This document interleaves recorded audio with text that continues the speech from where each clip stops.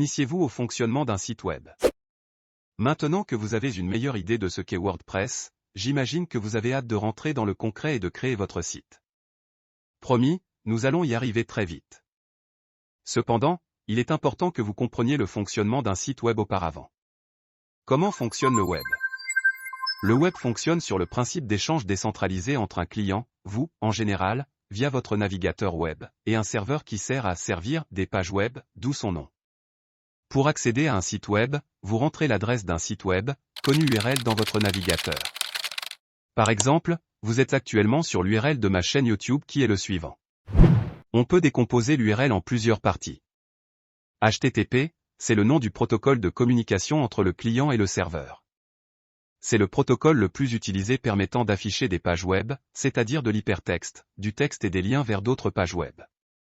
Il en existe d'autres pour d'autres usages, comme FTP, pour File Transfer Protocol, que vous connaissez peut-être, et qui sert à transférer des fichiers bien sûr. YouTube.com est le nom de domaine du site web auquel on veut accéder. Le nom de domaine se loue auprès d'un registrar, fournisseur de noms de domaine, qu'on va expliquer plus en détail dans la suite. Le reste de l'URL est le chemin d'accès à la page spécifique, on parle ici de ma chaîne YouTube, que l'on veut afficher au sein du site youtube.com. À noter que l'on peut ajouter des paramètres au chemin d'accès après un point d'interrogation, par exemple. Comment cela se passe-t-il techniquement? Votre navigateur va demander sur le réseau la localisation du site youtube.com. Le réseau va lui répondre sous la forme d'une IP, qui est en gros l'adresse du serveur sur le réseau, et va permettre à la requête d'être acheminée sur le serveur contenant le site web. Une fois la requête acheminée sur le serveur de YouTube, le serveur va regarder le chemin d'accès de la page demandée et la fournir au format HTML.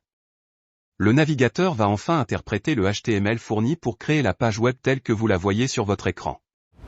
Bref, pour disposer d'un site web en ligne, il vous faut donc un serveur et un nom de domaine. Rentrons donc un peu plus dans le détail de ces deux concepts.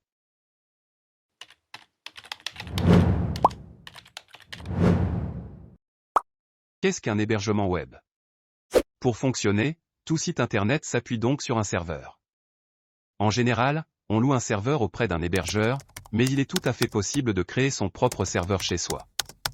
Cela demande en revanche des compétences techniques qui vont largement au-delà de ce que l'on couvrira dans ce cours. Le serveur stocke les fichiers qui composent le site web et exécute le code contenu dans ces fichiers. Dans le cas de WordPress, il s'agit d'un CMS reposant principalement sur le langage PHP et sur une base de données MySQL.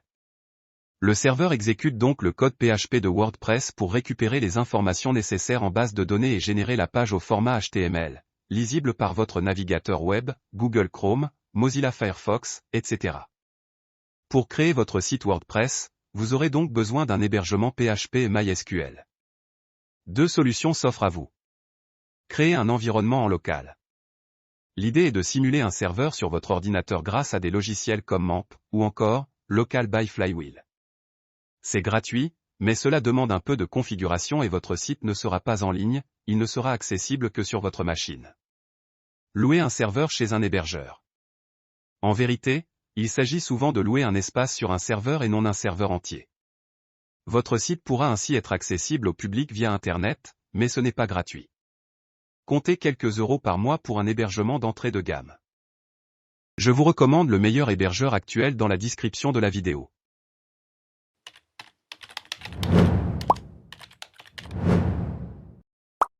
Qu'est-ce qu'un nom de domaine?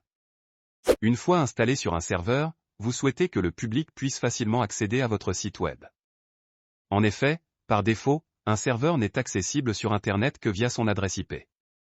Par exemple, pour Google, c'est 172.217.4.206. Moins simple à retenir que le nom de domaine google.com. Le nom de domaine se loue auprès de fournisseurs spécialisés appelés registrars, comme Gandhi.net. Cela coûte en général une dizaine d'euros par an, et il faut ensuite configurer ses DNS, Domain Name Server, pour faire pointer son domaine sur son serveur. Pas de panique, nous verrons cela ensemble dans la suite du cours. À noter aussi qu'un nom de domaine peut se décliner en plusieurs sous-domaines. Par exemple, blog.monsite.com, shop.monsite.com, www.monsite.com sont différents sous-domaines déclinés du nom de domaine monsite.com et pouvant pointer vers des sites différents.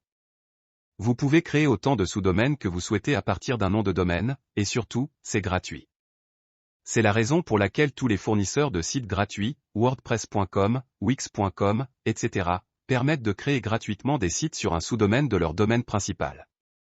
Nous allons d'ailleurs travailler sur un sous-domaine gratuit dans la suite de ce cours, ce qui vous évitera d'acheter un nom de domaine. Si vous souhaitez en acheter un nom de domaine professionnel pour votre site, je vous recommande l'un des meilleurs dans la description de la vidéo. En résumé, une page web est un contenu HTML affiché dans un navigateur et fourni par un serveur selon le protocole HTTP. L'URL permet d'identifier sur le réseau le serveur à qui demander la page, et la page que l'on souhaite afficher. Dans le cas d'un site dynamique comme WordPress, la page HTML est générée par du code PHP faisant appel à une base de données.